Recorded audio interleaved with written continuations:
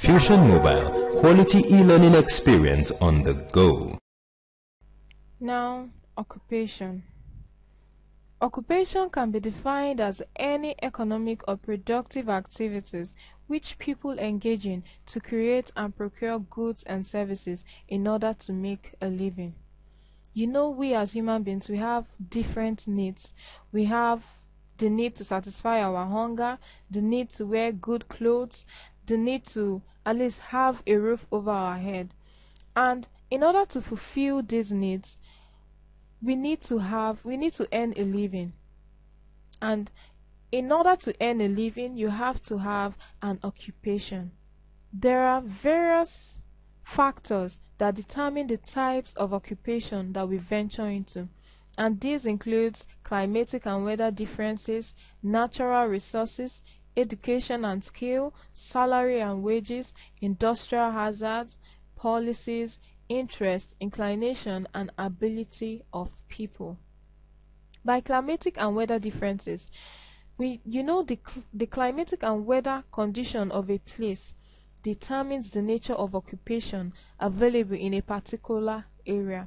For example, fishermen will be many in riverine areas. Talking about natural resources, availability of natural resources does affect the choice of occupation of a person. Miners, for instance, will be many in areas where there are mineral resources. Education and skill can also affect the types of occupation we decide to venture into. For example, unskilled workers are many in extractive industries. Salary and wages. The remuneration and conditions of service also affects occupation. For example, if in order to satisfy my need, yes, I go to look for a job, maybe a teaching job, and in a month they decide to pay me 30,000 instead of 50,000, I might not take that job because the salary is not okay with me. So it will affect the occupation. It will affect whether I want to continue with that teaching or whether I want to go into maybe acting or into secretary jobs and the rest for a higher pay. So in essence, salary and wages does affect the choice of occupation you go into. We also have industrial hazard. The risk and security involved in such employment also determines people's involvement in an occupation. For example, this onshore-offshore thing, you also have to, there's a type of job that they call onshore and offshore. You also have to consider the industrial hazard. Can you swim? And the rest. What if you drown? Some people, because they are scared of being inside water, they don't venture into that occupation. Then you also have to consider the policies of government as well, because it does affect the job.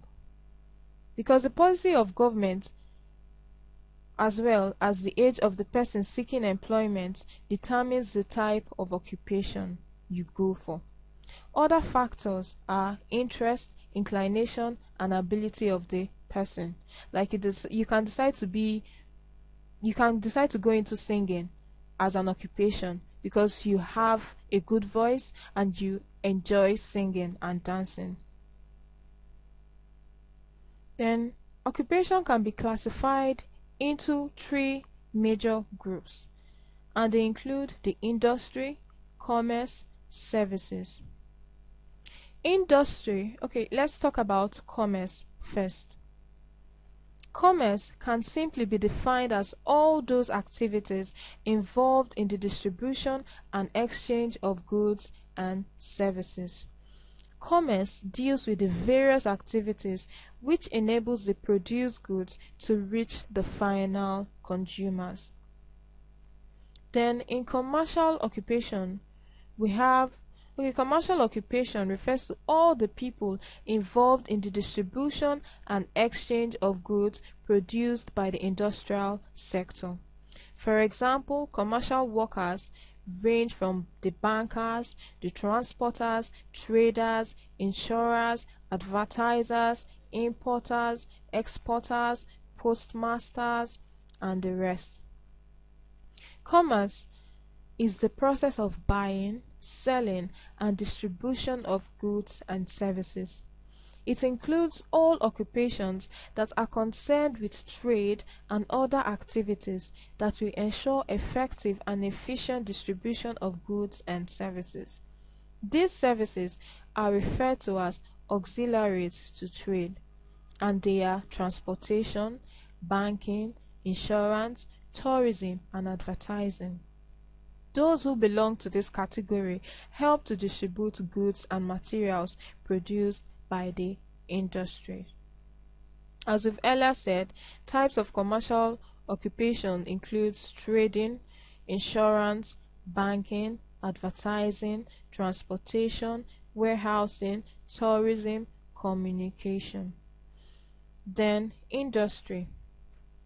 Industry consists of the activities geared towards the production of goods through extraction, manufacturing, and construction.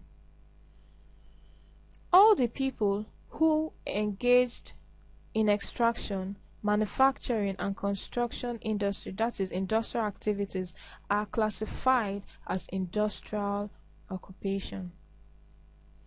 An industrial occupation involves those who engage in the physical production of goods or changing of raw materials into finished or semi-finished goods or products. In other words, industrial occupation refers to all those activities involving the extraction and processing of raw materials into finished or semi-finished goods. They also include the assembling and putting of components, parts together to make or organize a product. Examples of industrial occupation includes extraction, manufacturing, and construction. And examples of industrial workers includes farmers, fishermen, manufacturers, welders, carpenters, miners, plumbers. Industry is used to describe all activities concerned with the physical production of goods. These are people that engage in extracting raw materials from the sea or soil and changing them into finished components. They also assemble different components into usable forms. And talking about services. Services, which is sometimes classified as tertiary occupation, involves doing something for the consumer. This activity could either be personal or indirect. It could either be direct or indirect. Services, which is sometimes classified as tertiary occupation, involves doing something for the consumer, which could either be personal or indirect. It could either be direct or indirect. Types of direct services includes housemaids, barbers, and the rest, steward entertainers, family doctors, and the rest. While indirect service includes services rendered to the general public, but they are not paid for by the members of the public directly. The government will pay from taxes and levies paid by the public. Therefore, those involved in rendering indirect services are paid indirectly by the public. For example, doctors working in public hospitals, police force, they are ensuring your security, but you're not paying them directly unless you've hired them personally. That is when it becomes a direct service to you. Other indirect services include custom officers, civil servants, lawmakers, etc.